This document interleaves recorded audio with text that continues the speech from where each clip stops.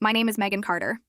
By the time I turned 33, I had built the data systems that quietly processed more than 400 million transactions every day across 9 states.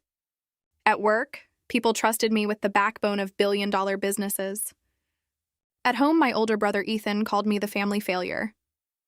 The worst part was not that he believed it. It was that my parents did too.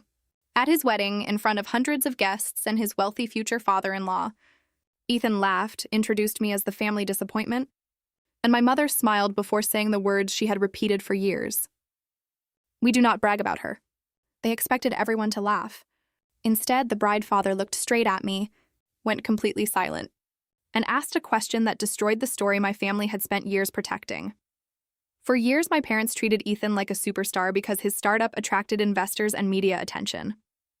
They even emptied $140,000 from their retirement savings to help keep his company alive.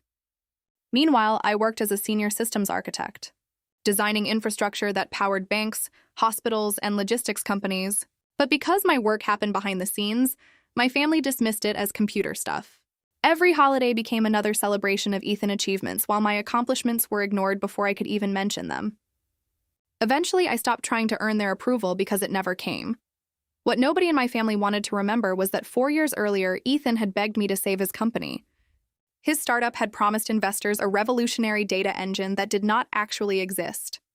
He called me late one night, desperate, asking me to build a working prototype before an important investor presentation. I spent 3 exhausting weeks writing the architecture from scratch on my own laptop after work. We signed a consulting agreement that promised payment and credit, but after the demo, Ethan barely paid me and quietly removed my name from every document. Over time, I watched my own architecture become the foundation of his entire company, while he claimed every bit of credit. I never confronted him. Instead, I saved every email, every design document, every commit log, and every signed agreement inside a blue folder at the bottom of my desk. I was not collecting evidence for revenge. I simply kept records of everything I built. That habit would eventually change everything. A few weeks before the wedding, I started noticing articles praising Ethan as a visionary founder. Every interview described his groundbreaking technology using technical language I had written years earlier. The words were mine. The architecture was mine.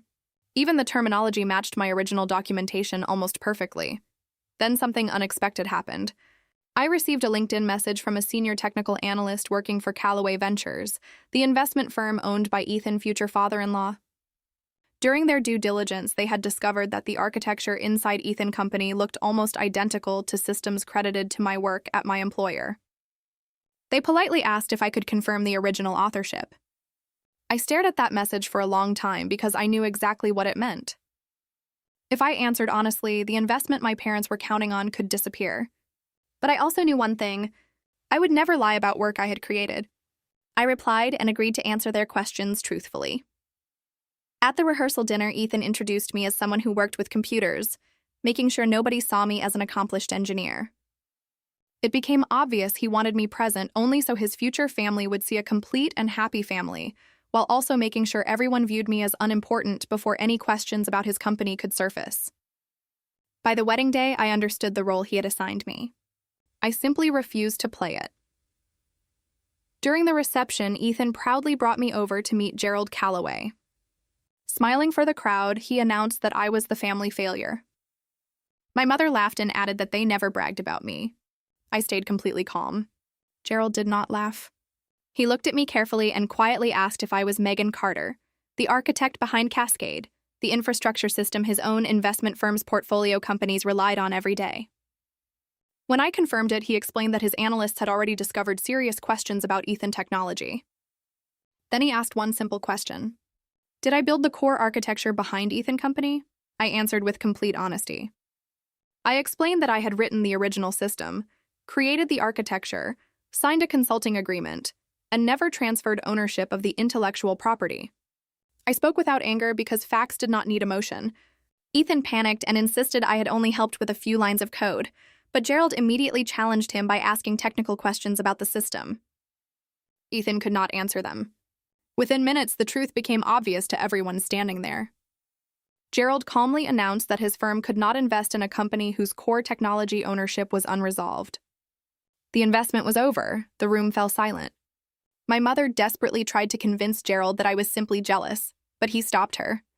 He explained that my published work was respected throughout the industry and that the systems I designed supported more real-world infrastructure than anything Ethan Company had ever built. For the first time in my life, I watched someone defend my work using facts instead of family loyalty. My parents had spent decades believing Ethan represented success because he was loud. Gerald recognized that real success often belongs to the people quietly building the foundation everyone else stands on. Within days, Callaway Ventures officially withdrew its investment. Other investors quickly followed. Ethan Company lost the funding it desperately needed, and the carefully crafted image surrounding him began to collapse. My father admitted they had invested their retirement savings believing Ethan promises. My mother still insisted I should have stayed quiet, but I finally understood something important. I had not ruined anything. I had simply refused to lie. The following Monday, I returned to work where nothing had changed except me. My system still processed hundreds of millions of transactions every day. They never needed applause to prove their value. I accepted an invitation to speak at a major technology conference, something I would have declined in the past because I had spent years making myself invisible. That wedding taught me I no longer needed permission to be seen. Looking back, the greatest victory was never watching Ethan lose his investment. It was realizing my worth had never depended on whether my family recognized it. They measured success by attention, headlines, and applause. I measured it by building systems that quietly worked every single day. The truth never needed me to fight for it. It simply waited until someone finally asked the right question. And when that happened, all I had to do was answer honestly.